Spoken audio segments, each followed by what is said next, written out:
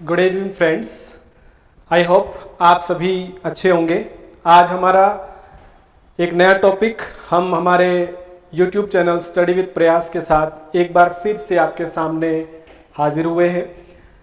हमने इसके पहले ईवीएस का जो सब्जेक्ट है, खास करके रीट लेवल 1 और सीटेट जैसी परीक्षाओं में और भी बहुत सारी जो एग्ज़ाम्स हैं जिसमें राज्य प्रतीक चिन्ह और राष्ट्रीय प्रतीक चिन्ह टॉपिक होता है, उसे हम 1 बाय 1 कर रहे हैं। हमने राजस्थान राज्य के प्रतीक चिन्ह टॉपिक कर लिया है। हमारी ईवीएस की प्लेलिस्ट में आपको वो वीडियो मिल जाएगा।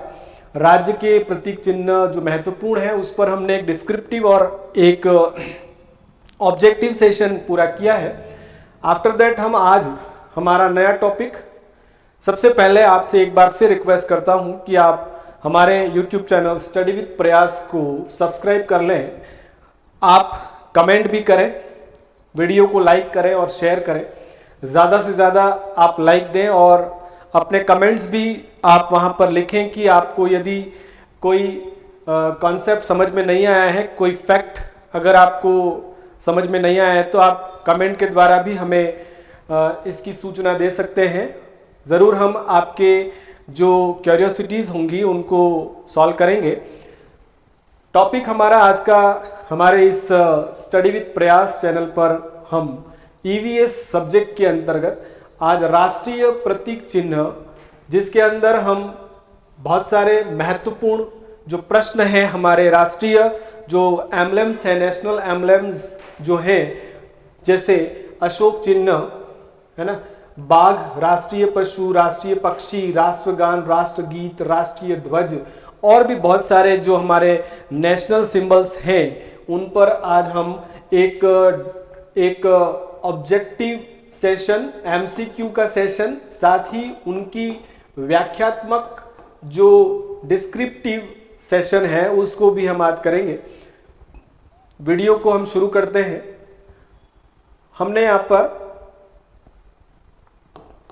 कुछ ऐसे एमसीक्यूज लिए हैं जो प्रीवियस ईयर्स के पेपर्स में पीवाईक्यू के रूप में आ चुके हैं, प्रीवियस ईयर क्वेश्चंस के तौर पर। लगभग सारे जो हम प्रश्न इस सेशन में ले रहे हैं वो बहुत ही महत्वपूर्ण प्रश्न बनने जा रहे हैं। आने वाली जो रीट लेवल 1 की जो एग्ज़ाम है, रीट लेवल 1 2025 की जो परीक्षा है, उसमें जो ईवीएस सब्जेक्ट है जिसमें 30 क्वेश्चन आपके ईवीएस से होंगे, वहां पर एक टॉपिक आपका राष्ट्रीय प्रतीक चिन्ह और राष्ट्रीय पर्व करके एक टॉपिक है, उसमें हम आज राष्ट्रीय प्रतीक चिन्ह लेने जा रहे हैं।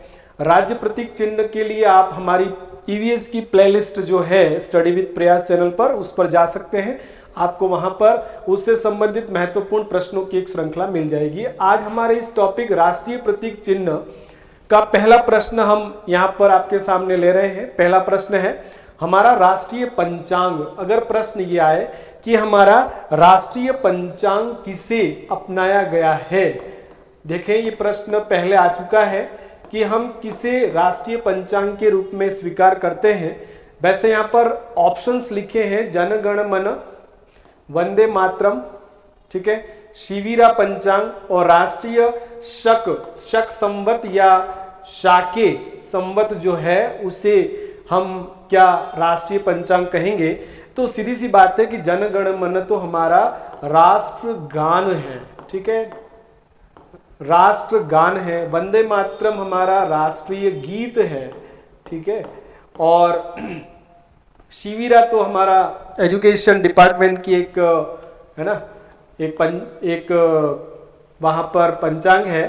और चौथा विकल्प जो है आपका, ये हमारे इस प्रश्न का उत्तर होगा कि हमारे देश में जो राष्ट्रीय पंचांग के रूप में स्वीकारा गया है वो है आपका शक संवत। राष्ट्रीय शक जो पंचांग है उसे हम राष्ट्रीय पंचांग कहते हैं।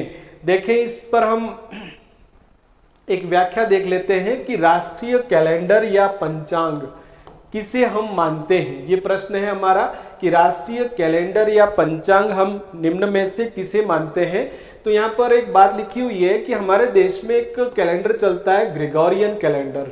ग्रेगोरियन का मतलब जो आपका अभी 2025 का जो ईस्वी सन चल रहा है उस कैलेंडर को, इस इंग्लिश कैलेंडर को हम ग्रेगोरियन कैलेंडर कहते हैं, लेकिन देश में उसके अलावा जो राष्ट्रीय कैलेंडर के रूप में स्वीकारा गया है वो शक है ना, राष्ट्रीय शक संवत पर आधारित जो पंचांग है जिसे हम राष्ट्रीय पंचांग कहते हैं, ठीक है, वो भी पंचांग श्री जो है वो हमारा यहाँ पर प्रचलित है, ठीक है ना, जिसका पहला महीना चैत्र कहा जाता है। आप सभी जानते हैं कि उस पंचांग का जो राष्ट्रीय पंचांग है शक पंचांग, उसका पहला महीना चैत्र होता है। यदि एक प्रश्न यहाँ पर बनता है कि वर्तमान में हमारा ईस्वी जो सन है, ठीक है ना, ईस्वी सन जो है वो 2025 है। यदि आपको शक संवत निकालना हो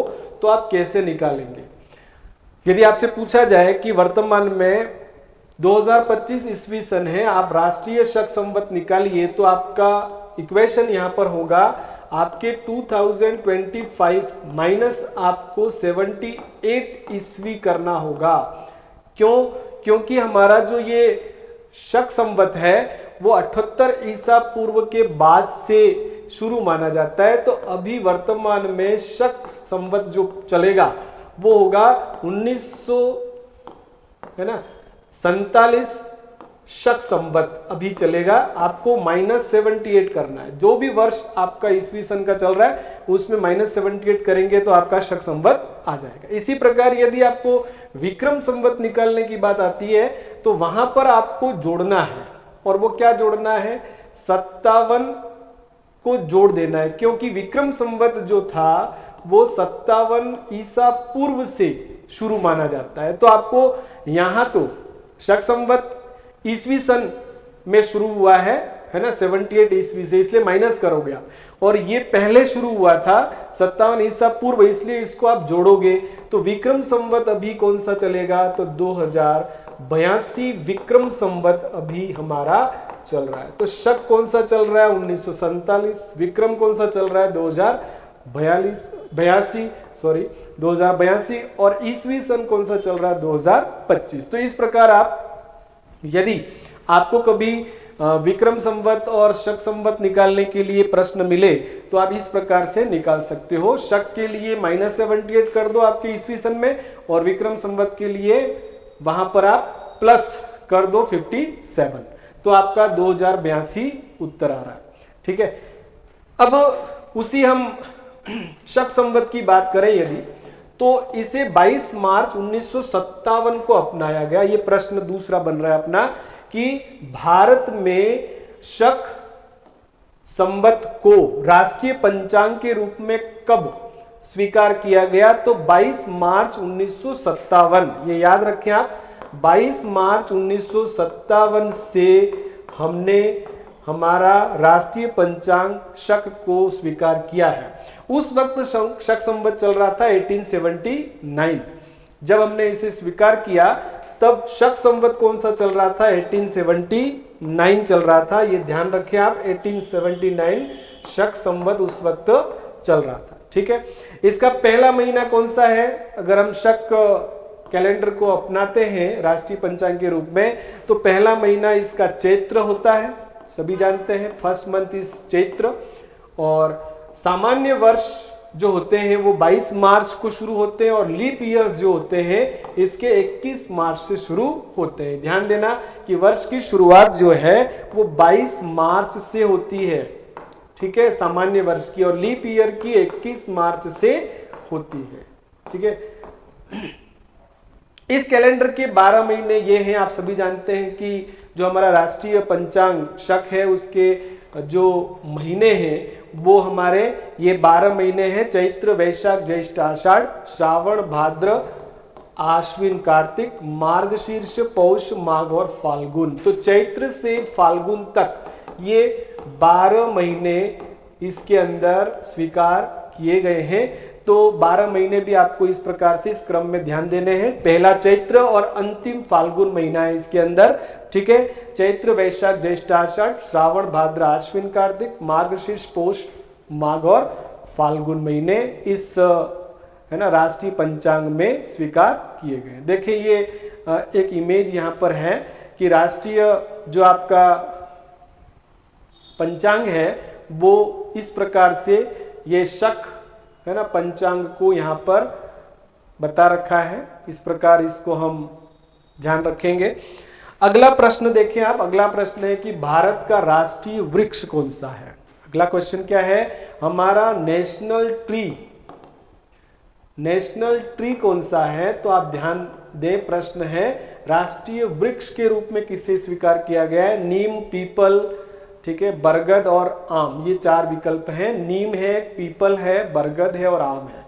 लेकिन आप ध्यान रखें कि बरगद हमारा उत्तर होगा, राष्ट्रीय वृक्ष है, और राष्ट्रीय फल जो है वो आम के वृक्ष पर लगने वाला आम का जो फल है वो राष्ट्रीय फल है। ये दोनों ही हमारे नेशनल, है ना, नेशनल ट्री और नेशनल फ्रूट के रूप में स्वीकारे हुए 2 प्रतीक है। ये देखो आप, ये आपका जो बनियान है बरगद का पेड़ है, ठीक है। बरगद को राष्ट्रीय वृक्ष का दर्जा कब दिया गया, ये प्रश्न बनता है। तो इसे भारतीय राष्ट्रीय वृक्ष का दर्जा 1950 में मिला था। ध्यान दें, आम भी राष्ट्रीय फल बना था 1950 में, ठीक है, और बरगद जो है वो राष्ट्रीय वृक्ष भी उसी वर्ष 1950 में बना था,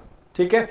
एक और बात कि इस बरगद का वानस्पतिक नाम याद रखें आप, फाइकस, देखो इसका नाम है फाइकस बेंगालेंसिस, फाइकस बेंगालेंसिस, ठीक है, बेंगालेंसिस, ठीक है, फाइकस बेंगालेंसिस इसका ये वानस्पतिक नाम है। 1950 में इसे राष्ट्रीय वृक्ष घोषित किया गया। तो बरगद पर आपका एक प्रश्न बन रहा है, राष्ट्रीय वृक्ष, ठीक है, कौन सा है, तो बरगद है। कब घोषित किया, 1950 में। आम को भी राष्ट्रीय फल कब घोषित किया, तो 1950 में। ये दोनों बातें आप एक साथ याद रखें, आगे वैसे राष्ट्रीय फल पर प्रश्न आएगा।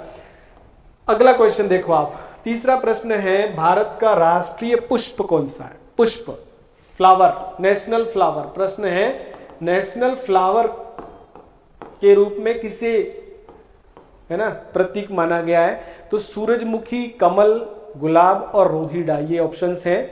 देखो यहाँ पर एक विकल्प आ रहा है कमल, ठीक है। कमल का जो पुष्प है ये आपका राष्ट्रीय पुष्प है। और अगर हम राजस्थान के संदर्भ में बात करते हैं तो हमारा रोहिड़ा जो है वो राजस्थान राज्य का राज्य पुष्प है, ठीक है। तो ये दोनों बातें याद रखें, राष्ट्रीय पुष्प कमल है लेकिन राज्य पुष्प रोहिड़ा है, ठीक है। कमल जिसका वानस्पतिक नाम भी दिमाग में रखना है आपको, हमारा राष्ट्रीय पुष्प जो कमल है, ठीक है, कमल जो आपका राष्ट्रीय पुष्प है उसका वानस्पतिक नाम नीलम्बो नूसीपेरा गैटन है। क्या नाम है इसका, नीलम्बो नूसीपेरा गैटन, ठीक है, गैटन, याद रखना है नाम। कमल का वानस्पतिक नाम है, ठीक है। अपन याद कैसे रखेंगे, कमल, नील कमल के नाम से याद रखो आप, ठीक है, नीलम्बो नूसीपेरा गैटन। जबकि अभी हमने पढ़ा था कि बरगद का जो वानस्पतिक नाम है वो फाइकस बेंगालेंसिस है, फाइकस बेंगालेंसिस, ठीक है। बरगद को ऐसे याद रखो, बेंगालेंसिस, ठीक है, बेंगालेंसिस। और कमल को याद रखो नीलम्बो, नील कमल, अपन बोलते हैं नील कमल, ठीक है। बेंगालेंसिस बरगद, ब से ब याद रखो, और कमल को नीलम्बो नूसीपेरा गैटन के नाम से याद रखो। ये आपका राष्ट्रीय पुष्प कमल का एक आपके सामने चित्र दिख रहा है। ये हमारा है ना, नीलम्बो नूसीपेरा गैटन के नाम से जिस कमल को हम मानते हैं, इसको राष्ट्रीय पुष्प का जो दर्जा है वो 1963 में दिया गया। ये हम आगे भी पढ़ेंगे, एक बार देखेंगे। अब देखो अगला प्रश्न है, राष्ट्रीय पक्षी कौन सा राष्ट्रीय पक्षी है, नेशनल बर्ड। अभी हमने देखा नेशनल फ्लावर, ठीक है, नेशनल ट्री। अब है नेशनल बर्ड कौन सा है। जैसे हमारा राजस्थान का राज्य पक्षी स्टेट बर्ड कौन सा था, तो गोडावण था, है ना। वैसे ही राष्ट्रीय अगर बात करते हैं नेशनल बर्ड की, तो हमारे सामने 4 ऑप्शन है, मोर है, दूधराज है, कौवा है, फाख्ता है। लेकिन सभी लोग जानते हैं कि हमारा नेशनल जो बर्ड है वो मोर है, ठीक है। मोर पर भी हम छोटी सी बात करेंगे कि मोर जो है वो पावा क्रिस्टेसस के नाम से जाना जाता है। एक तो इसका वैज्ञानिक नाम याद रखें, मोर का वैज्ञानिक नाम है पावा क्रिस्टेसस, ठीक है, क्रिस्टेसस, पावा क्रिस्टेसस मोर का वैज्ञानिक नाम याद रखें आप। और इसे राष्ट्रीय पक्षी के रूप में 1963 में अपनाया गया, ये भी याद रखिए आपकी। इसे 1963 में नेशनल बर्ड के रूप में घोषित किया गया था और अपनाया गया था, ठीक है। नेशनल बर्ड के रूप में मोर को 1963 में अपनाया गया था।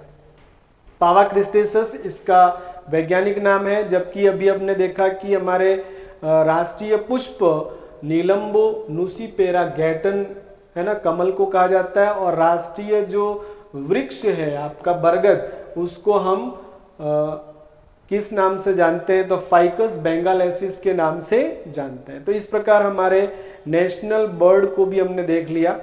आफ्टर दैट ये देखिए आपका नेशनल बर्ड जो कि पीकॉक है, ठीक है, पीकॉक मोर, जिसको हमारा राष्ट्रीय, है ना, नेशनल बर्ड कहा जाता है। और ये कब नेशनल बर्ड बना है, कब से, तो 1963 से बना है, ठीक है। अब अगला क्वेश्चन देखो आप, भारत की राजभाषा, स्टेट लैंग्वेज, है ना, राजभाषा, राष्ट्रीय भाषा को हम राजभाषा कहते हैं, स्टेट लैंग्वेज ऑफ इंडिया। तो यहाँ पर ऑप्शंस लिखे, देवनागरी लिपि में हिंदी, हिंदी तथा अंग्रेजी, अंग्रेजी, हिंदी, अंग्रेजी तथा उर्दू। तो ये तो हो ही नहीं सकता है, ठीक है, तीनों भाषाएं लिखी। अंग्रेजी भी फॉरेन लैंग्वेज है। हिंदी तथा अंग्रेजी के अंदर हमारे राजकीय कार्य होते हैं, लेकिन फिर भी हमारी राजभाषा जो देवनागरी लिपि की जो हिंदी है, याद रखें इसका उत्तर होगा देवनागरी। हमारी जो हिंदी है वो जिस लिपि में लिखी जाती है वो देवनागरी लिपि है। तो देवनागरी जो स्क्रिप्ट है उसमें जो हिंदी भाषा है वही हमारी राजभाषा मानी जाती है। ये ध्यान रखना है आपको बात, ठीक है। अगला क्वेश्चन देखो, भारत का राष्ट्र, ये प्रश्न इंपॉर्टेंट है, पिछली रीट की परीक्षाओं में ये वेरी इंपॉर्टेंट क्वेश्चन बना था। राष्ट्रीय जलीय जीव, नेशनल एक्वेटिक, नेशनल एक्वेटिक, जलीय मतलब जल के अंदर रहने वाला, ठीक है, नेशनल एक्वेटिक क्रिएचर कौन सा है, तो जलीय प्राणी यहाँ पर 4 लिखे हैं, देखो व्हेल भी लिखी है, शेर लिखा, चिंकारा, ये तो जल में रहता ही नहीं है, ये भी नहीं रहता है, व्हेल रहती है। लेकिन हमारा उत्तर होगा जो गंगा नदी के अंदर एक मछली जो रहती है उसी के नाम पर गांगेय डॉल्फिन, याद रखना इसका नाम, गांगे डॉल्फिन हमारा राष्ट्रीय जलीय प्राणी माना जाता है, ठीक है, गांगे डॉल्फिन। अभी देखिए इसमें गांगे डॉल्फिन को भारत का राष्ट्रीय जलीय जीव कब माना गया था, ये भी प्रश्न इंपॉर्टेंट है, इट्स वेरी इंपॉर्टेंट फैक्ट। 5 अक्टूबर, याद रखना, 5 जून नहीं, 5 अक्टूबर, ठीक है, 2009 की बात है। याद कैसे रखोगे आप, 2009, ठीक है, 2009 के 10वें महीने की 5 तारीख को, ऐसे याद रखो आप, ठीक है, 5 अक्टूबर 2009, ठीक है, 5 अक्टूबर 2009 को गांगे डॉल्फिन को राष्ट्रीय जलीय जीव बनाया गया। ये गांगे डॉल्फिन का इमेज है, देखें आप, ये गंगा नदी के पानी के अंदर जो पाई जाने वाला एक जलीय जीव है जिसको हम गंगेटिक डॉल्फिन भी कह सकते हैं, गांगे डॉल्फिन भी कह सकते हैं, एक मछली है गैंगेटिक, इसका अंग्रेजी नाम है गैंगेटिक डॉल्फिन, ठीक है, जो गंगा के अंदर पाई जाने वाली मछली है, इसे 5 अक्टूबर 2009 में राष्ट्रीय जलीय जीव बनाया गया था। ठीक है, ये ध्यान रखने वाली बात है। अब इसी तरह से अगला क्वेश्चन है, राष्ट्रगान के रचयिता है। प्रश्न क्या है कि राष्ट्रगान के रचयिता कौन है? ठीक है, who is the script writer या कंपोजर, इसको कंपोजर भी कह सकते हैं। Who is the composer of national anthem? हमारा जो नेशनल एंथम है राष्ट्रगान, उस नेशनल एंथम को किसने कंपोज किया है? तो यहाँ पर ऑप्शन है देवकीनंदन खत्री, पहला विकल्प देखें आप, पहला ऑप्शन है देवकीनंदन खत्री, दूसरा है रविंद्रनाथ ठाकुर या टैगोर, चौथा है, तीसरा है बंकिम चंद्र चटर्जी, शरद चंद्र चौथा है। लेकिन ध्यान दें यहाँ पर दो नाम हमारे काम के हैं जो राष्ट्रीय प्रतीकों से जुड़े हुए हैं। एक तो रविंद्रनाथ ठाकुर या टैगोर। रविंद्रनाथ टैगोर जो हैं या रविंद्रनाथ ठाकुर जो हैं, उन्होंने हमारा राष्ट्रगान, जिसको हम नेशनल एंथम कहते हैं, है ना, जन गण मन को रचा। ठीक है, और बंकिम चंद्र चटर्जी या चट्टोपाध्याय ने हमारा राष्ट्रीय गीत लिखा है। जो वंदे मातरम है, ये हमारा राष्ट्रीय गीत है। गीत आए तो वंदे मातरम, जो बंकिम चंद्र चटर्जी ने लिखा है। ठीक है, और टैगोर ने राष्ट्रगान लिखा है। ये आपके रविंद्रनाथ टैगोर हैं, RN टैगोर। ठीक है, जिन्होंने सबसे पहले बांग्ला भाषा में राष्ट्रगान हमारा लिखा था। राष्ट्रगान के रचयिता रविंद्रनाथ टैगोर ने बांग्ला में सबसे पहले ये रचना की थी। देखो इसमें कुछ इसकी व्याख्या बता रखी है कि रविंद्रनाथ टैगोर जो हैं, उनके द्वारा सबसे पहले बांग्ला में राष्ट्रगान की रचना सबसे पहले किस भाषा में हुई थी? तो बांग्ला भाषा में हुई, जिसका अंग्रेजी अनुवाद भी हुआ। टैगोर ने 1919 में इसका इंग्लिश ट्रांसलेशन भी किया, जिसका नाम था मॉर्निंग सॉन्ग ऑफ इंडिया। ठीक है, राष्ट्रगान का अंग्रेजी अनुवाद 1919 में ही टैगोर ने मॉर्निंग सॉन्ग ऑफ इंडिया के नाम से किया, इस टाइटल के नाम से। हिंदी अनुवाद जो था जन गण मन के नाम से, जो हिंदी अनुवाद है, उसे संविधान सभा ने कब राष्ट्रगान के रूप में अपनाया? ये आपको इंपॉर्टेंट बात है। 24 जनवरी, 26 जनवरी के 2 दिन पहले, है ना, पहले गणतंत्र को जब अपनाया गया, उसके 2 दिन पहले 24 तारीख को जन गण मन को राष्ट्रगान के रूप में अपनाने की तिथि है 24 जनवरी 1950 को। ठीक है, हिंदी अनुवाद था उसका ये। इसका प्रकाशन सबसे पहले देखो, जन गण मन का सर्वप्रथम जो पब्लिकेशन हुआ था, वो तत्वबोधिनी पत्रिका में 1912 में हुआ था। ठीक है, तत्वबोधिनी पत्रिका में सबसे पहले 1912 में हुआ था, जो कि भारत भाग्य विधाता शीर्षक से, यहाँ पर भारत भाग्य विधाता नाम से सबसे पहले ये लिखा गया था बांग्ला में, जो बाद में जाकर के हिंदी में, अंग्रेजी में अनुवादित भी हुआ। राष्ट्रगान के गायन के लिए जो अवधि तय होती है, ये भी याद रखिए, 52 सेकंड में आपका जन गण मन जो है वो गाया जाना चाहिए। ठीक है, तो हमारे राष्ट्रगान पर हमने बहुत सारी बातें इसमें कर ली। अगला देखिए क्वेश्चन, किस वर्ष जन गण मन को भारत के राष्ट्रगान के रूप में स्वीकार किया गया? ये बात अभी जस्ट हमने देखी थी कि 24 जनवरी, ये उत्तर है इसका, सही उत्तर है 24 जनवरी। 26 जनवरी के 2 दिन पहले 24 जनवरी 1950 को हमारा राष्ट्रगान बना जनगण मन। ठीक है, अगला क्वेश्चन देखो आप, भारत के राष्ट्रीय प्रतीक चिन्ह में दिखने वाले पशु है, मतलब हमारा जो राष्ट्रीय प्रतीक चिन्ह जो अशोक चिन्ह है, ठीक है, उस अशोक चिन्ह की बात यहां पर हो रही है। हमारा जो नेशनल एम्ब्लेम है, प्रतीक चिन्ह, नेशनल एम्ब्लेम बोलते हैं इसको। ठीक है, नेशनल एम्ब्लेम जो हमारा अशोक चिन्ह है, जो अशोक स्तंभ से लिया गया है, उसमें दिखने वाले पशु, ये प्रश्न आ चुका है, बड़ा इंपॉर्टेंट क्वेश्चन है। यहाँ पर ऑप्शन देखो, घोड़ा, बैल, शेर, हाथी, गाय, हिरण, बाघ, तेंदुआ, घोड़ा, गाय, बाघ, तेंदुआ, शेर, हाथी, तेंदुआ, हिरण। तो इसमें हमारा सही विकल्प जो लग रहा है वो है घोड़ा, बैल, शेर और हाथी। ठीक है, जो अलग दिखने वाले कुछ ऐसे जानवर, पशु, घोड़ा, बैल, शेर और हाथी। देखो इसका यहाँ पर हम देखेंगे कि भारत सरकार ने हमारा ये जो राष्ट्रीय चिन्ह है वो 26 जनवरी 1950 को, ध्यान दें ये बात, अभी हमने देखा था कि जनगण मन को अंगीकार किया गया 24 जनवरी को, लेकिन हमारा देश जब गणतंत्र बना उसी दिन अशोक चिन्ह को हमारा राष्ट्रीय चिन्ह 26 जनवरी 1950 को बनाया गया। ठीक है, अशोक चिन्ह को हमारा राष्ट्रीय चिन्ह, ध्यान दें।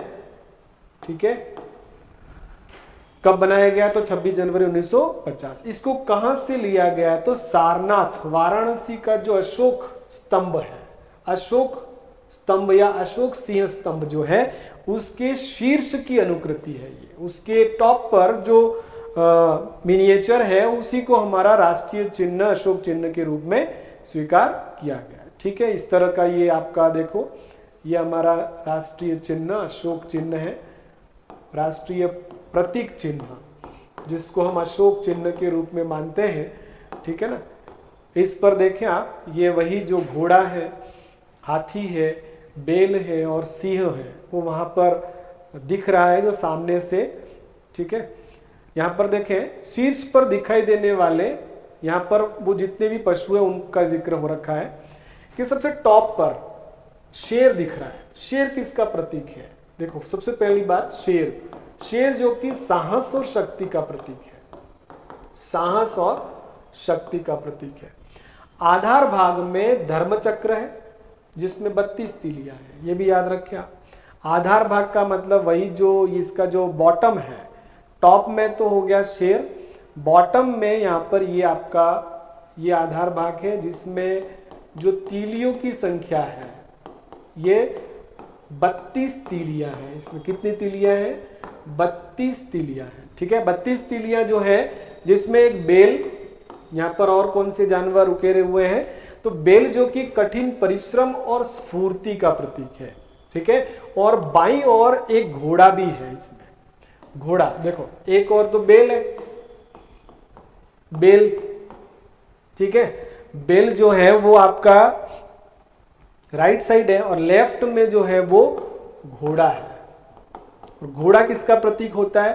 ताकत और गति का प्रतीक होता है। ठीक है ना, देखो एक बार फिर से इस बात को, ये आपका है ना घोड़ा है, ठीक है ना, ताकत और गति का प्रतीक, और ये बेल का अंकन है यहाँ पर। ठीक है, बेल जो कि कठिन परिश्रम और स्फूर्ति का प्रतीक है। तो ये इस तरह से तीन पशु जो हैं वो सामने से दिखाई पड़ते हैं।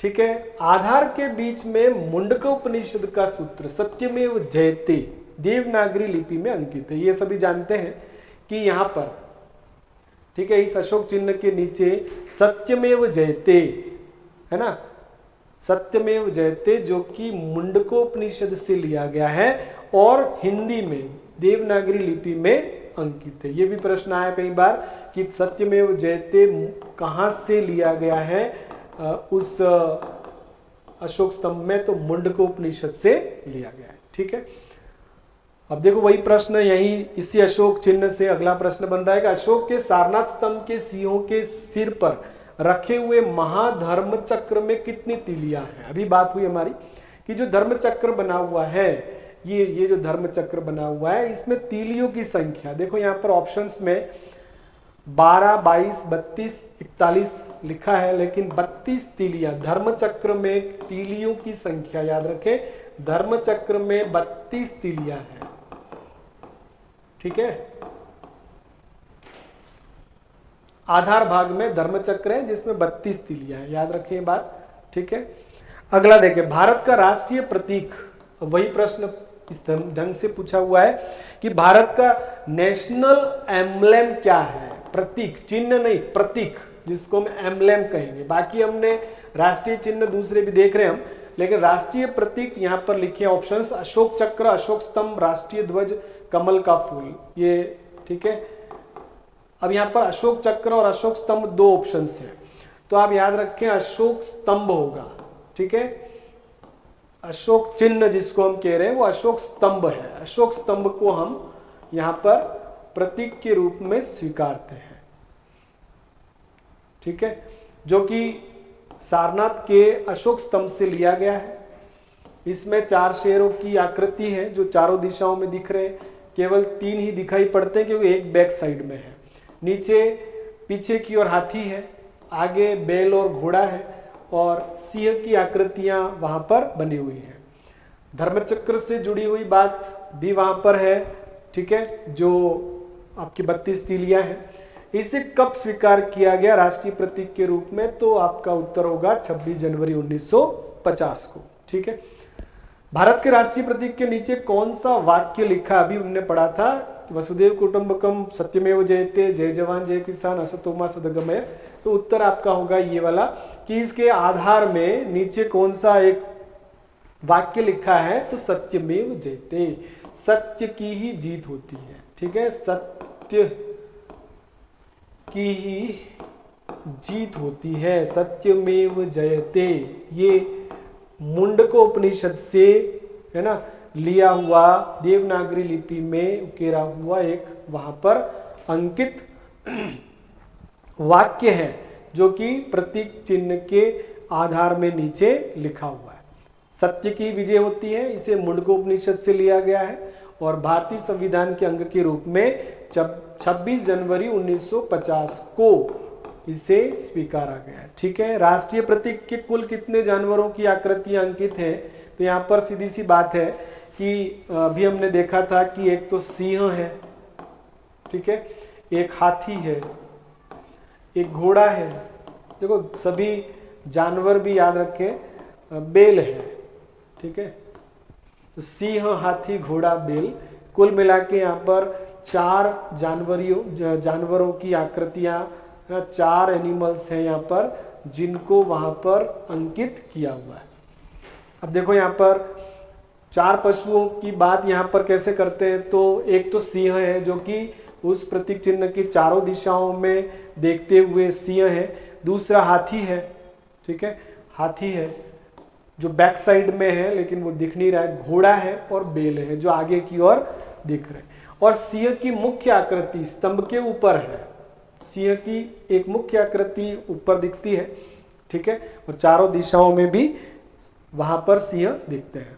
इनमें 4 जानवर धर्मचक्र के ऊपर बने होते हैं और सिंह शीर्ष पर स्थित है। याद रखें बात, धर्मचक्र पर चारों जानवर बने हुए हैं और शीर्ष पर सिंह होता है। इस प्रकार हमने अभी हमारे इस राष्ट्रीय प्रतीक को देखा था। किसने अपनाया, ये प्रश्न आया देखो यहाँ पर कि भारत के राष्ट्रीय प्रतीक अशोक स्तंभ के रूप में या अशोक स्तंभ को किसने अपनाया, तो यहाँ पर ऑप्शंस हैं महात्मा गांधी, बी.आर. अम्बेडकर, पंडित जवाहरलाल नेहरू और भारत सरकार। तो सीधी सी बात है, ये सारे हमारे देश के बड़े महापुरुष हैं, लेकिन इसको इंडियन गवर्नमेंट ने स्वीकारा है, अपनाया है। भारत सरकार ने 26 जनवरी 1950 को इसे राष्ट्रीय प्रतीक के रूप में अपनाया है, जिसका उद्देश्य है भारत की अखंडता और महान विरासत को दर्शाना है। बाकी चीजें हम देख चुके हैं। भारत के राष्ट्रीय प्रतीक को कहां से लिया गया, अभी बात हुई थी कि जो वाराणसी का सारनाथ है ना स्थित सारनाथ का जो अशोक स्तंभ है, यहां से इस राष्ट्रीय प्रतीक को लिया हुआ है। ऑप्शन दूसरे भी, अजंता गुफा, एलिफेंटा की गुफा, खजुराहो मंदिर, लेकिन वाराणसी स्थित सारनाथ के अशोक स्तंभ से हमारा ये अशोक, ठीक है, चिन्ह वहां पर लिया हुआ है। सम्राट अशोक के द्वारा बनाया हुआ जो सारनाथ सिंह स्तंभ है उससे इसे लिया गया है, जो 3री सदी ईसा पूर्व का है, ठीक है। अशोक द्वारा जो बनवाया गया सारनाथ का सिंह स्तंभ था, वहां से इसे लिया गया। राष्ट्रीय प्रतीक में कितने सिंह दिखते हैं, ये इंपॉर्टेंट सा प्रश्न है। देखो कितने सिंह आगे की ओर दिख रहे हैं, तो सीधी सी बात है, जो फ्रंट में दिखने वाले जो सिंह है उनकी संख्या 3 है। 1 2 3 4 आएगा, लेकिन आपको उत्तर करना है फ्रंट में है ना। वास्तविक सिंह स्तंभ में 4 सिंह हैं, लेकिन जब इसे समतल सतह पर चित्रित किया जाता है तो केवल 3 ही सिंह दिखते हैं। ठीक है, एक बैक साइड में होता है, 4 सिंह होते हैं, लेकिन 3 ही आगे की ओर दिखते हैं। तो आपको कितने दिखते हैं यदि प्रश्न आए, ठीक है ना, कितने दिखते हैं, तो 3 सिंह ही दिखते, वैसे है 4। सत्यमेव जयते को भारतीय मुद्रा पर कब अंकित किया गया, ये इंपॉर्टेंट क्वेश्चन है। जो हमारी भारतीय मुद्रा रुपया है, ठीक है ना, उस रुपये के ऊपर इस सत्यमेव जयते को वहां पर नीचे की ओर किसी भी मुद्रा पर लिखा हुआ होता है, तो ये कब यहाँ पर स्वीकार किया गया, ये प्रश्न है। 1947, 1950, 1960। तो सीधा सा हमने जब इसको नेशनल एम्बलम स्वीकार किया है 26 जनवरी 1950, तो 1950 से ही मुद्रा पर, है ना, 1950 ही याद रखना है आपको, मुद्रा के ऊपर, रुपए के ऊपर सत्यमेव जयते अंकित हुआ है। जब से इसे नेशनल एम्बलम के रूप में हमने स्वीकार किया, तभी से, है ना, हमारी करेंसी रुपीस के ऊपर हर सिक्के के नीचे या नोट पर सत्यमेव जयते को अंकित किया गया। राष्ट्रीय प्रतीक का रंग क्या है, ये प्रश्न इंपॉर्टेंट है कि हमारा जो राष्ट्रीय प्रतीक है उसका रंग क्या है। तो यहाँ पर उसका रंग बता रखा है सुनहरा और भूरा, golden and grey, golden and grey colour. ठीक है,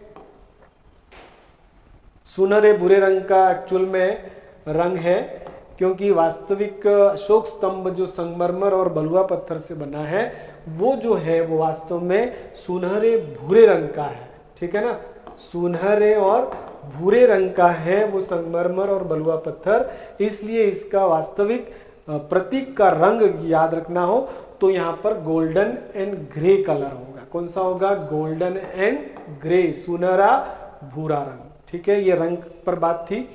सारनाथ स्थित अशोक स्तंभ का निर्माण, अभी बात आई थी कि अशोक स्तंभ का निर्माण किसने करवाया था, तो अशोक महान ने, है ना, मौर्य कालीन शासक सम्राट अशोक ने 3री सदी ईसा पूर्व में बौद्ध धर्म के प्रचार के लिए सारनाथ में ये जो अशोक स्तंभ है, अशोक सिंह स्तंभ बोलते हैं इसको, इस अशोक सिंह स्तंभ का निर्माण इन्होंने करवाया था। ठीक है, किस ग्रंथ से लिया गया है सत्यमेव जयते, अभी बात आई थी बीच में कि हमारा ये जो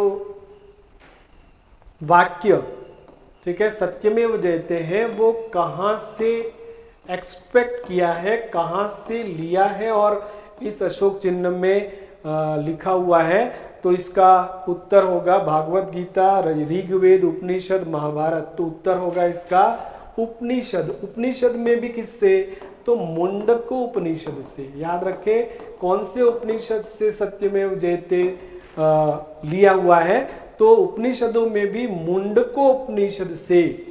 ठीक है, जो अथर्ववेद का एक भाग है, ये अथर्ववेद से जुड़ा हुआ एक उपनिषद है, जिस उपनिषद से, ठीक है, सत्यमेव जयते वाक्य को लेकर के राष्ट्रीय प्रतीक में जगह दी गई है।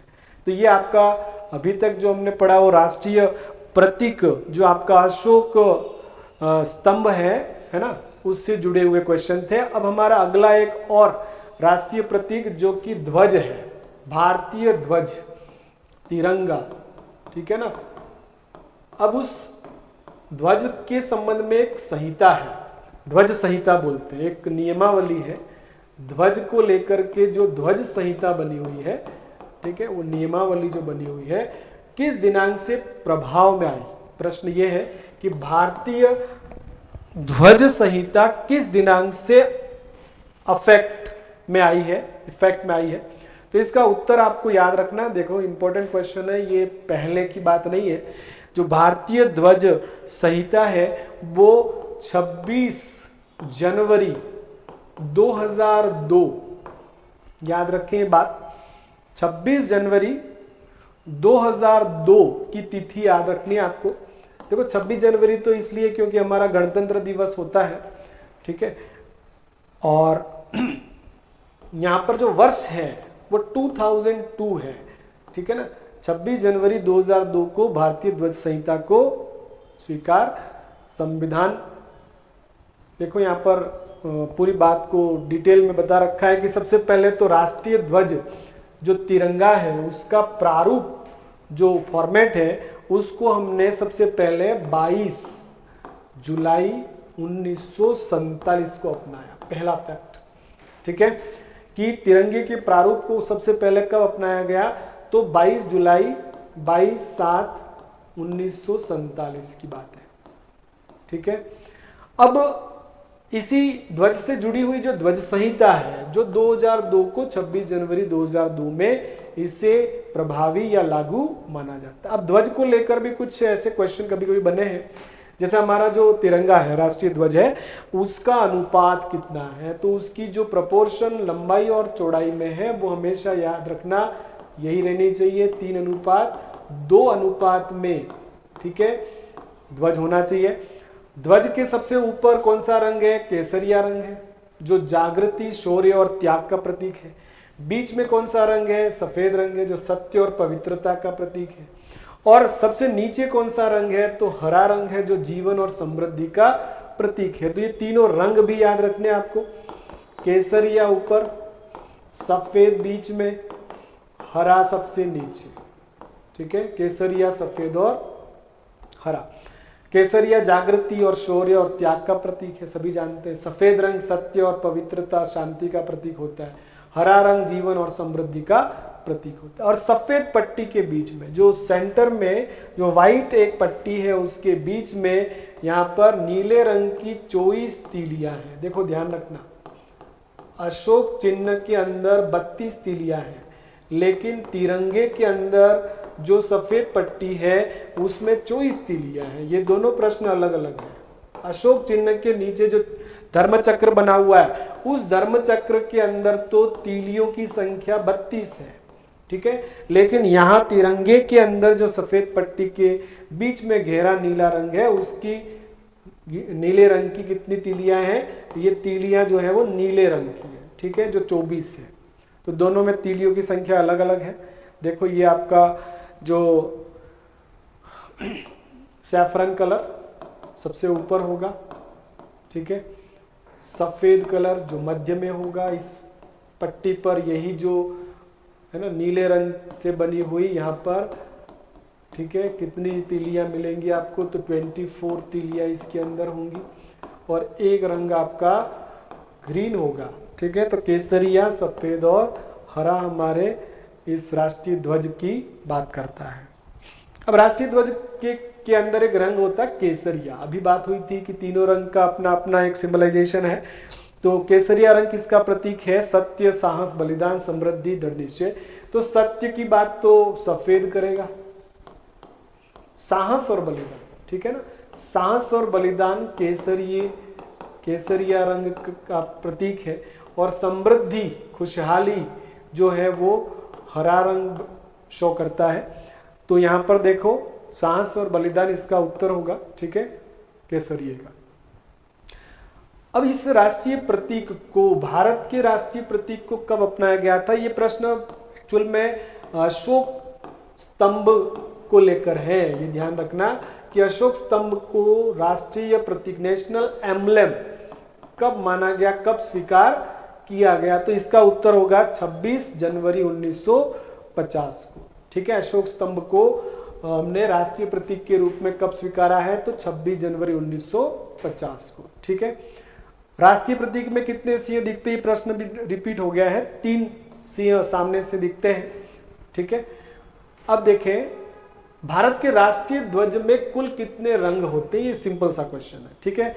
देयर आर 3 कलर्स, केसरिया सबसे ऊपर, सफेद दूसरे नंबर पर बीच में, और हरा सबसे नीचे। और बीच में जो तीलियां हैं उनका रंग जो है वो नीला है। ये भी याद रखना कि 24 नीले रंग की तीलियां, ठीक है। ये तीलियों का रंग भी याद रखना, कौन से रंग की है, नीले रंग की।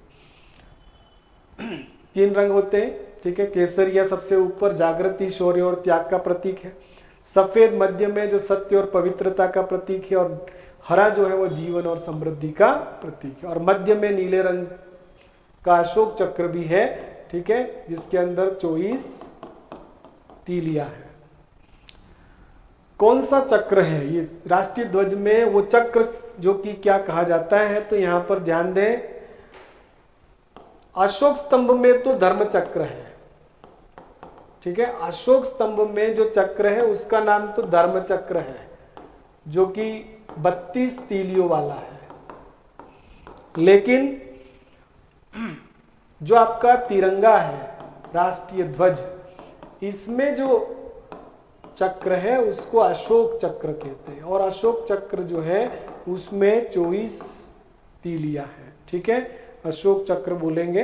देखो ये राष्ट्रीय ध्वज के मध्य में कौन सा चक्र होगा, याद रखना, कोई कंफ्यूजन नहीं हो जाए आपके सामने कि हमारे नेशनल एम्बलम के अंदर तो जो चक्र है उसका नाम जो है वो धर्म चक्र है, जिसमें 32 तीलियां हैं, लेकिन हमारे राष्ट्रीय ध्वज तिरंगे में जो चक्र है उसका नाम होगा अशोक चक्र, जिसके अंदर नीले रंग की 24 है ना, वहां पर तीलियां हैं। भारत के वर्तमान राष्ट्रीय ध्वज को किसने डिजाइन किया, ये इंपॉर्टेंट प्रश्न है कि हमारा जो तिरंगा है उस तिरंगे को डिजाइन करने वाला व्यक्ति, जैसे भारतीय मुद्रा जो रुपया है उसका जो हम जो देखते हैं है ना, इस तरह से वो डिजाइन करने वाला भी एक क्वेश्चन बनेगा। और तिरंगे को डिजाइन किसने किया, यहाँ पर ऑप्शन है रविंद्रनाथ टैगोर, सुभाष चंद्र बोस, पिंगली वेंकैया, बाल गंगाधर तिलक। तो इसका उत्तर होगा पिंगली वेंकैया ने, ठीक है, भारत के राष्ट्रीय ध्वज को पिंगली वेंकैया ने डिजाइन किया था, ये याद रखना। तिरंगे को डिजाइन करने वाला व्यक्ति कौन है, पिंगली वेंकैया, ठीक है। और 22 जुलाई 1947 को इसे अपनाया गया था हमारे राष्ट्रीय ध्वज के रूप में। 22 जुलाई 1947 को आधिकारिक रूप से इसे हमारा राष्ट्रीय ध्वज स्वीकार किया गया था। अगला प्रश्न है राष्ट्रीय फल, हमारा नेशनल फ्रूट कौन सा है, ठीक है, फ्रूट, फल की बात आए तो केला, आम, संतरा, सेब लिखा है, लेकिन उत्तर सीधा सा होगा आम हमारा राष्ट्रीय है ना फल है। वृक्ष तो हो जाएगा बरगद, पुष्प हो जाएगा आपका कमल, और फल हो जाएगा आपका आम, ठीक है। आम भारत का राष्ट्रीय फल है, जिसे फलों का राजा कहा जाता है। ध्यान दें, फलों का राजा 1950 में घोषित हुआ, जैसे राष्ट्रीय वृक्ष के रूप में बरगद भी 1950 में ही, ध्यान दें ये बात, 1950 में ही इसे राष्ट्रीय वृक्ष बनाया गया था। उसी प्रकार आम को राष्ट्रीय फल भी 1950 में ही बनाया गया। फलों का राजा भी कहते हैं इसको, आम को, ठीक है। ये हमारा राष्ट्रीय फल आम है, आम का एक मिनिएचर है, ठीक है, जिससे 1950 से हमारा नेशनल फ्रूट माना गया। अब फूल कौन सा है राष्ट्रीय फूल, अभी बात हुई थी हमारी, कमल हमारा राष्ट्रीय पुष्प है, ठीक है, ये पहले हम जिक्र कर चुके हैं। पवित्रता और समृद्धि का प्रतीक माना जाता है कमल, ठीक है, पवित्रता और समृद्धि का प्रतीक है हमारा राष्ट्रीय पुष्प, फूल, कमल, ठीक है। अब राष्ट्रीय पशु की बात आ जाए तो राष्ट्रीय पशु हमारा, हम सभी जानते हैं राष्ट्रीय पशु हमारा कौन सा है, तो यहाँ पर ऑप्शन एक है बाघ, जिसको हम टाइगर कहते हैं, ठीक है, रॉयल बंगाल टाइगर। याद रखना हमारा जो राष्ट्रीय पशु है वो कौन सा बाघ है, तो रॉयल बंगाल टाइगर को, जो कि एक बाघ की ही प्रजाति है, जिसे राष्ट्रीय पशु के रूप में स्वीकार किया गया है, ठीक है। ये हमारा बाघ जो कि राष्ट्रीय पशु के रूप में जाना जाता है। देखो यहाँ पर लिखा है कि Bengal tiger, royal Bengal tiger बोलते हैं इसको, शाही बंगाल टाइगर, ठीक है, रॉयल बंगाल टाइगर बाघ जो है वो राष्ट्रीय पशु कहा जाता है। और इसका वैज्ञानिक नाम भी याद रखो, बाघ का पैंथरा टाइग्रिस, इसका जो वैज्ञानिक नाम है वो है पैंथरा, पैंथर से याद रखो। और 2 बार इसमें टाइग्रिस लिखा है, टाइग्रिस, टाइगर यहीं से निकला हुआ है, इससे ही आप स्पष्ट हो जाओगे कि बाघ का वैज्ञानिक नाम पैंथरा, एक पैंथर भी उसी बाघ की, जो बाघ, शेर और इन्हीं की स्पीसीज में आता है, ठीक है, पैंथर। वैसे ही यहाँ पर नाम है पैंथरा टाइग्रिस टाइग्रिस, जिसे राष्ट्रीय पशु कब घोषित किया गया, ये भी एक इंपॉर्टेंट क्वेश्चन है कि बाघ को राष्ट्रीय पशु कब घोषित किया गया, तो 1973 में, याद रखना ये बात, 1973 में, ठीक है। अब देश में प्रोजेक्ट टाइगर, देखो एक प्रश्न और बनता है, इन बाघों के संरक्षण के लिए जब इसे राष्ट्रीय पशु के रूप में स्वीकार किया गया, उसी वर्ष 1 अप्रैल 1973 को, तिथि याद रखना 1 अप्रैल 1973, ठीक है, को देश में बाघ संरक्षण की एक परियोजना शुरू की गई जिसका नाम था प्रोजेक्ट टाइगर, ठीक है। प्रोजेक्ट टाइगर की शुरुआत 1 अप्रैल 1973 को हुई। अब हमारा राष्ट्रीय पक्षी की बात हो रही है। राष्ट्रीय पक्षी सभी जानते हैं, पीकॉक हमारा राष्ट्रीय पक्षी है, मोर, पावो क्रिस्टेसस, पावो क्रिस्टेसस इसका वैज्ञानिक नाम है, ठीक है। 1963 में इसे राष्ट्रीय पक्षी बनाया गया। मोर को मारना निषेध है, अपराध है देश में, क्योंकि ये हमारा राष्ट्रीय पक्षी है और राष्ट्रीय प्रतीक के रूप में इसे 1963 में स्वीकार किया गया। अगला प्रश्न देखो, भारत की राष्ट्रीय नदी, नेशनल रिवर, अगला क्वेश्चन है कि नेशनल रिवर कौन सी नदी को कहते हैं। गंगा, यमुना, गोदावरी, नर्मदा लिखा है, लेकिन आप सभी जानते हैं हमारे देश की सबसे पवित्र जो नदी है गंगा, यही हमारी नेशनल रिवर कही जाती है, ठीक है। गंगा हमारी राष्ट्रीय नदी है। ये गंगा का प्रवाह क्षेत्र और गंगा का एक इमेज आपके सामने दिख रहा है, ठीक है, समझ गए। तो ये आपका गंगा को हमने राष्ट्रीय नदी। अब यहाँ पर एक जो काम की बात है वो भी देख लें आप कि गंगा नदी को राष्ट्रीय नदी के रूप में कब घोषित किया गया। तो यहाँ पर विकल्प होगा आपका 4 नवंबर 2008 को। ये इंपॉर्टेंट एक बात है, 2008 की बात है, जब देश में मनमोहन सिंह देश के प्रधानमंत्री थे, उसी दौरान राष्ट्रीय नदी के रूप में, है ना, 4 नवंबर 4/11/2008 को, 8 वर्ष याद रखें आप, गंगा को राष्ट्रीय नदी घोषित किया गया था। अब गंगा के ऊपर 2 बड़े प्लान हैं, योजनाएं हैं। तो गंगा एक्शन प्लान सबसे पहले बना था 1985 में।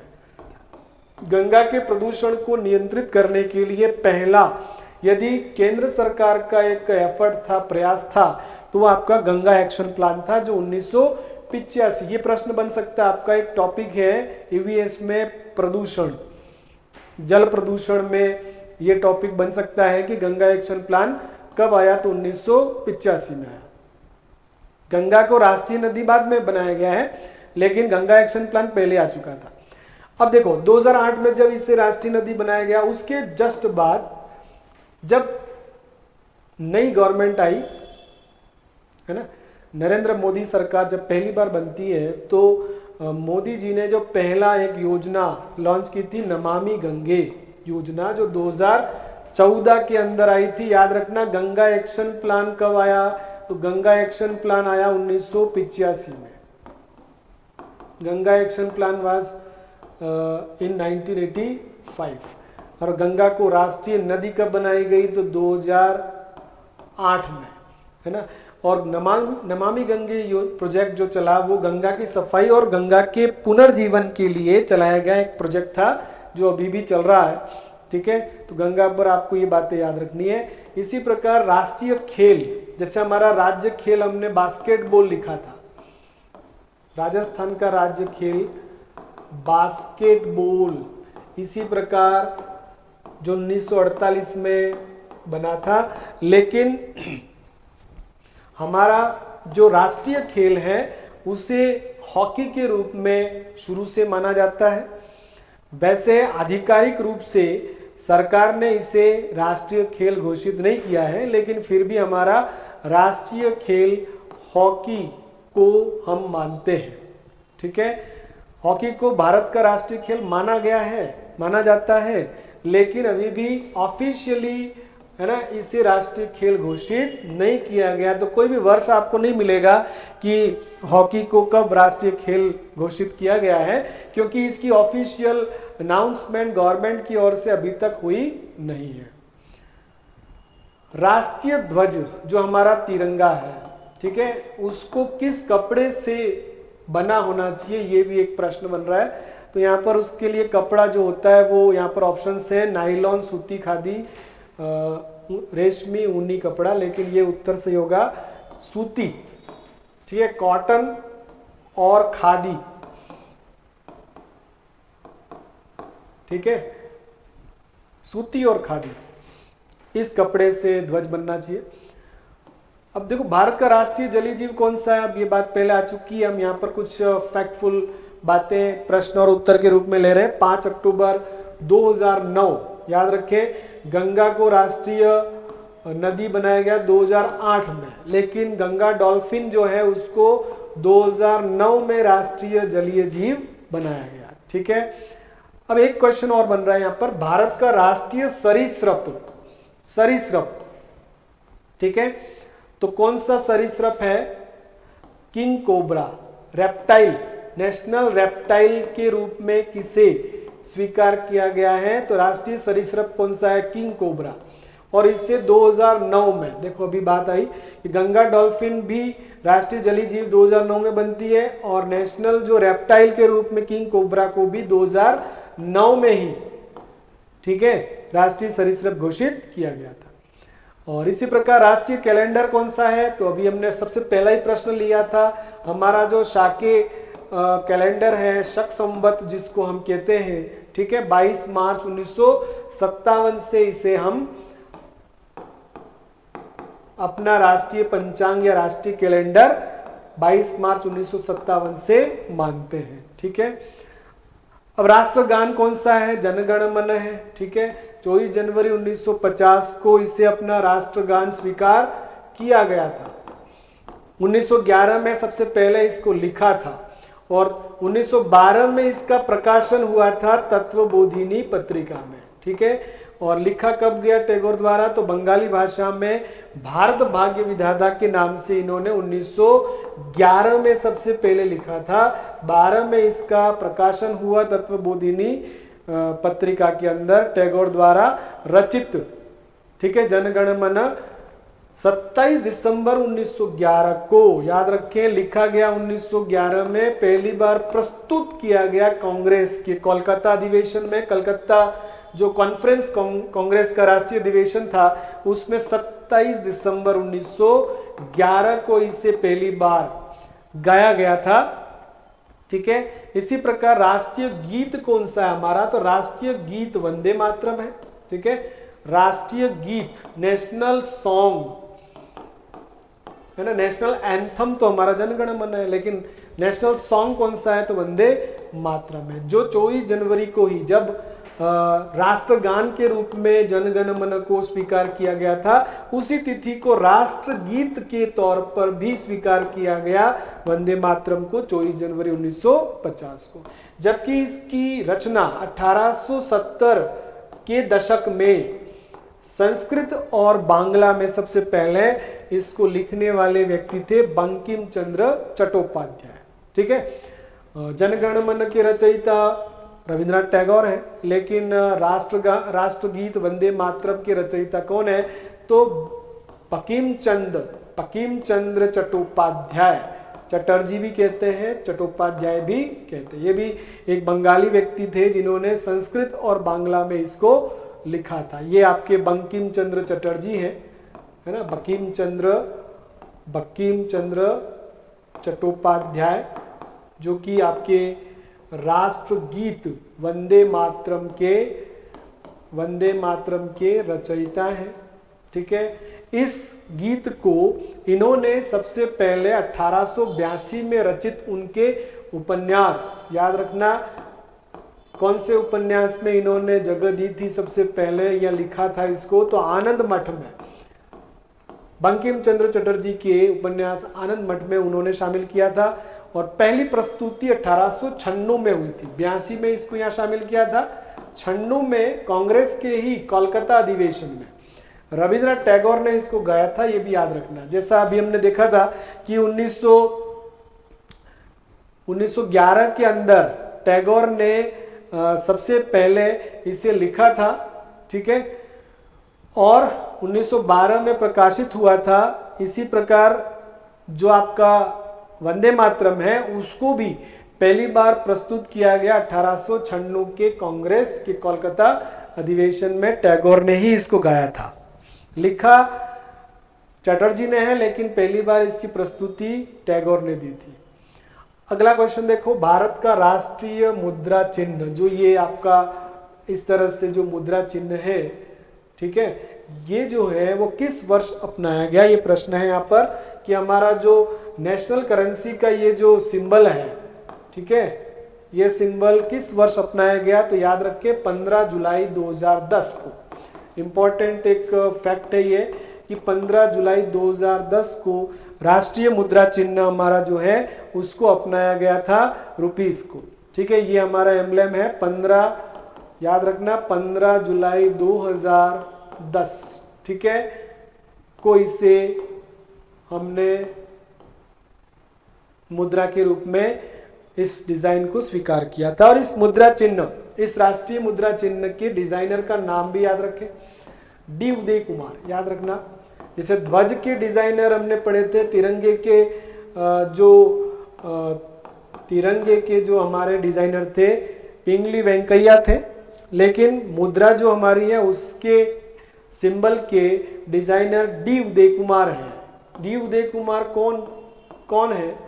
तो ये जो डी उदय कुमार है वो आईआईटी गुवाहाटी के प्रोफेसर है ना, उस वक्त थे जब इन्होंने ये डिजाइन बनाया था। तो याद रखना डी उदय कुमार इसके डिजाइनर हैं और डी उदय कुमार ने ही इसको डिजाइन किया था और इसे 15 जुलाई 2010 को इस डिजाइन को अपनाया गया। राष्ट्रीय धरोहर पशु, देखो एक नेशनल सिंबल यहां पर है धरोहर, हेरिटेज एनिमल। जैसे राष्ट्रीय पशु तो आपका बाघ है, लेकिन नेशनल हेरिटेज एनिमल किससे माना जाता है?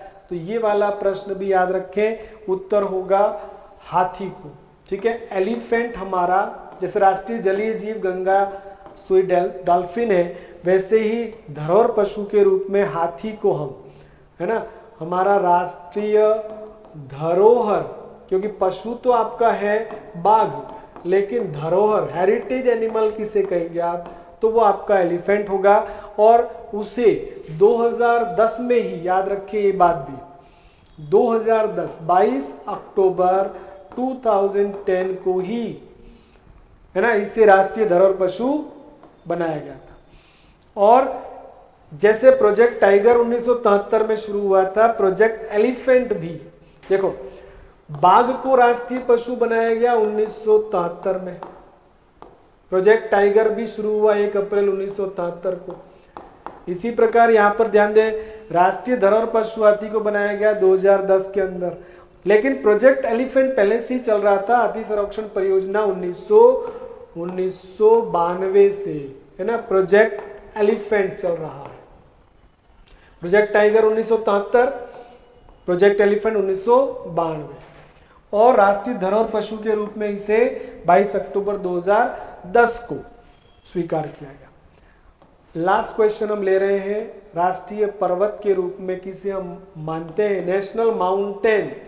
देखो नेशनल माउंटेन किसे कहते हैं? तो हमारा जो सर्वोच्च जो हिमालय है, हिमालय पर्वत, जिसका विस्तार भारत के उत्तर में है, नॉर्दर्न जो हमारा पार्ट है इंडिया का, उसमें जो पर्वत है, ठीक है, बड़ा पर्वत हिमालय, वही हमारा राष्ट्रीय पर्वत है, ठीक है। इस प्रकार सारे ये नेशनल जो एम्ब्लेम और नेशनल जो सिंबल हैं उनको हमने यहाँ पर बड़े विस्तार से ऑब्जेक्टिव और डिस्क्रिप्टिव दोनों तरीके से आपके सामने रखा, ठीक है।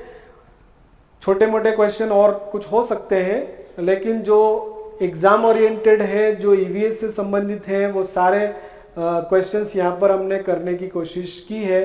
तो इस प्रकार हमारा आज का टॉपिक जो है राष्ट्रीय, जो ये आपका है ना, हिमालय का एक इमेज है जो कि आपका राष्ट्रीय पर्वत है। लगभग हमने सारे जो प्रतीक चिन्ह हैं उनको यहाँ पर ऑब्जेक्टिव और व्याख्यात्मक तरीके से उनका हमने डिस्क्रिप्टिव जो सेशन है उसको भी पूरा किया।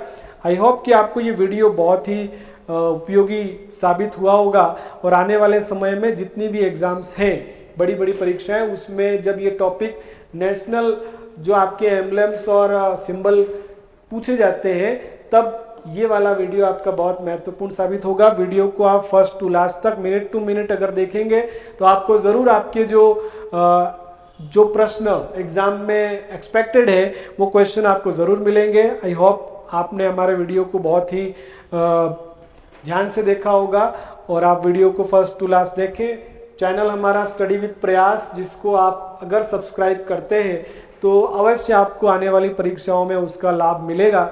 और उसी आशा और अपेक्षा के साथ आज हमारा ये जो सेशन है राष्ट्रीय प्रतीक चिन्ह, ये हम यहीं पर समाप्त करते हैं। बहुत बहुत धन्यवाद। जय हिंद, जय भारत।